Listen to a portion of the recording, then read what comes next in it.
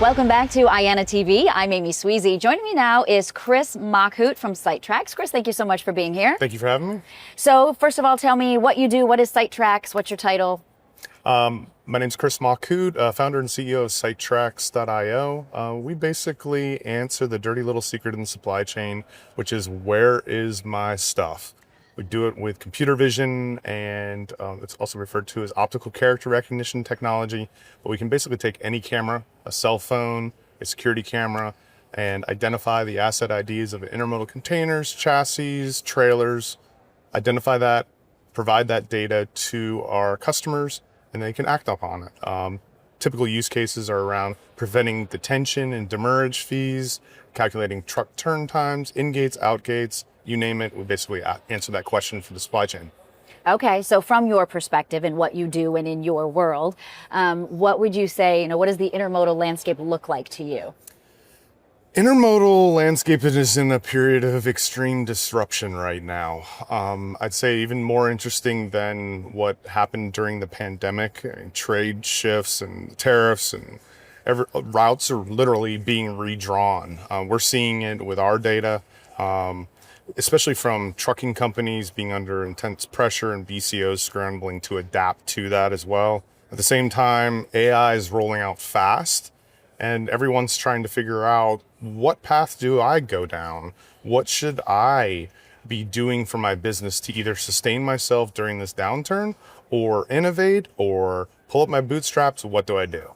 So, and you brought up AI, obviously this is a huge topic right now. You spoke on it here at Intermodal EXPO.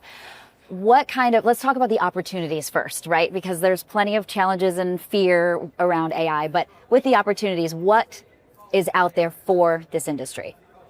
What is out there for this industry? Well, AI is really taking the guesswork out of a lot of things.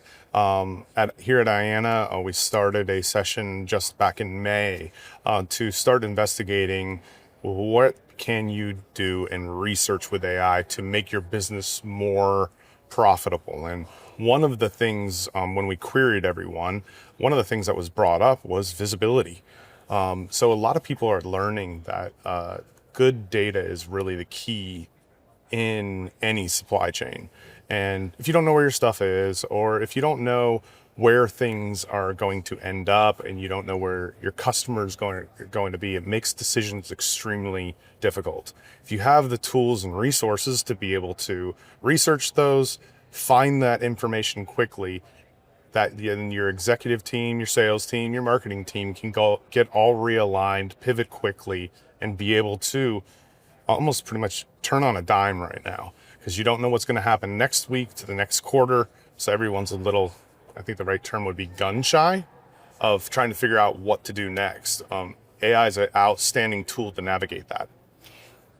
And do you feel like there are specific steps or specific advice that you would give to companies that are trying to look to adopt AI in their business? Excellent question.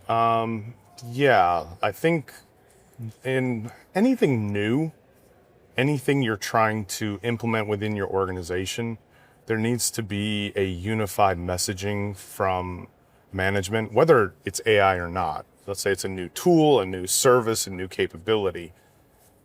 I used in our intermodal session earlier today the analogy of electricity. And when electricity was invented 100 years before it was even commercially deployed. AI wasn't just invented with ChatGPT 3 years ago. It's actually been around and in development almost 50 years now.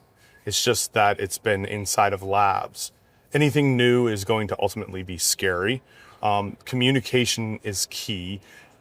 Removing the ambiguity from your team and your constituents about what your plan is to either work with it or make a decision on it makes it go much better in terms of deployment within your staff and personnel. And for those people who think that it's just been around, it's brand new for 3 years, right? And the ChatGPT is getting big. What would you say to those people who are just kind of starting their journey into AI? If you're just starting your journey into AI, spend time learning about it and just understand that what you learn today is going to be different tomorrow. And if you're willing to take that first step and knowing that you've got to change to be more productive, AI can help you be more productive. You're not going to snap your fingers and all of a sudden all of it's just going to start making you more productive. You have to understand it. You have to do best practices. You need to learn about it. If anything, get a liaison, or not even liaison, an advocate within your organization that can kind of lead that charge, understand your business really well, understand the holes, maybe even run with a couple of use cases that, hey, we have this challenge in sales, we have this challenge in marketing, we have this challenge in procurement, whatever it is, pick a couple of your lowest hanging fruit of challenges and investigate how AI may be able to assist there. And then what do you say to the people who are, I mean, there's still a lot of fear, right? There's fear that AI is going to take over the world and we'll have no control again. But then there's also just the fear that AI will take all of our jobs, right? So how do you address that? AI, first of all, is not here to replace people. Going back to even my electricity analogy, there were a lot of jobs lost when electricity came online. There were a lot of jobs lost when the internet came up. People's jobs evolved. People's productivity scaled up exponentially when you could actually now have air conditioning. You can actually communicate with your family faster over the internet. The same thing's going to happen not only in productivity of your professional life, but also your personal life. I have stories time and time again how people have applied it to areas of helping with medical diagnoses. Not that I'm saying replacing a doctor, but just trying to understand, taking a doctor's diagnosis and trying to have the AI dumb it down to you and ask it to explain it to you like you're a fifth grader, which I think a lot of people can appreciate simplicity in language. And a lot of times that's really, really hard for a doctor to be able to articulate to you. I have friends that, have all sorts of, personal challenges that they go through that they'll leverage AI. And then even strictly on the professional side, from note taking is like a whole new level of the ability that you and I can stay actively involved in a conversation. And if somebody were to literally take our recording that we're making right now, take that transcript, feed that into AI, give me the actionable items for our conversation that I should do right now to go out and start exploring AI.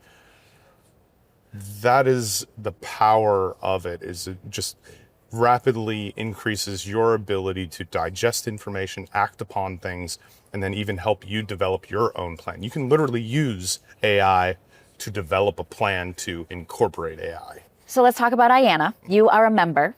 What are the benefits of membership, would you say?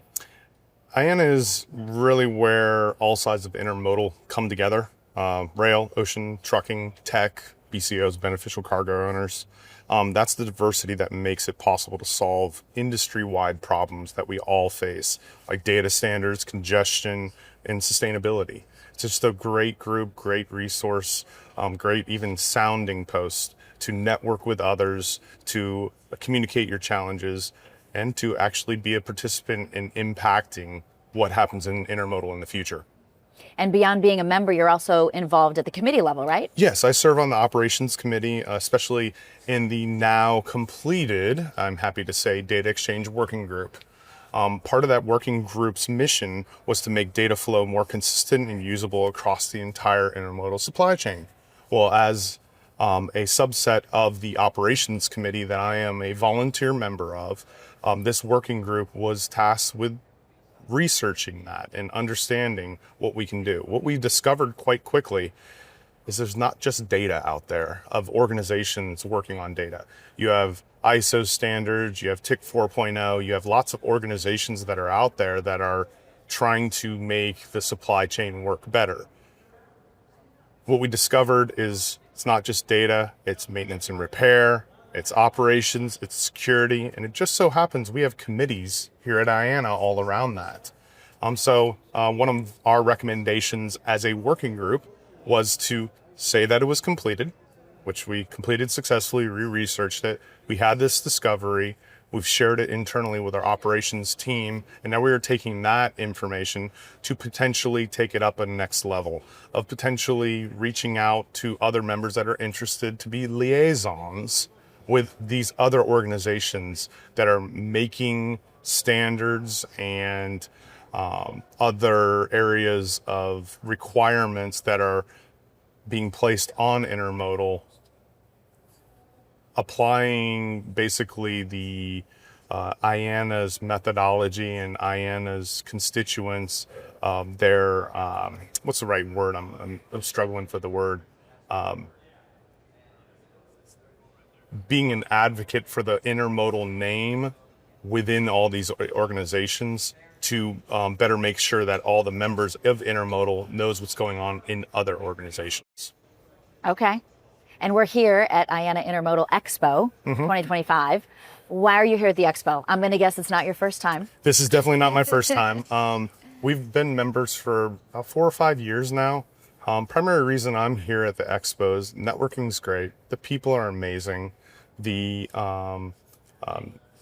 ability to meet with other like-minded organizations, customers, vendors, partners in a single setting, all around the intermodal supply chain here in North America, to connect with them and really move business forward, move different opportunities forward, and be an active participating member of IANA.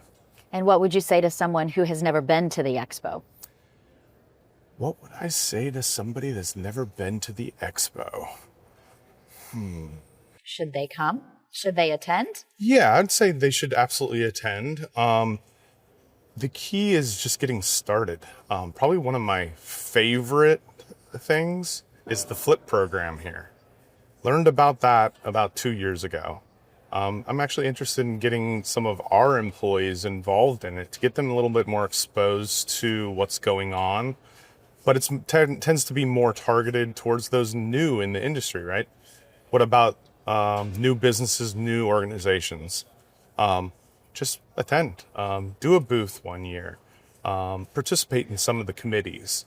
You basically get a return on investment based off of how much you contribute to the organization. So if you want to participate in the committee, if you want to get your name out amongst all the different carriers and other technology companies, or even the other organizations in the intermodal supply chain, it's a great venue to do it at. All right, Chris Machut, thank you so much for being here. Thank you for having me. Appreciate your time. Thank you. All right, you're watching IANA TV. I'm Amy Sweezy.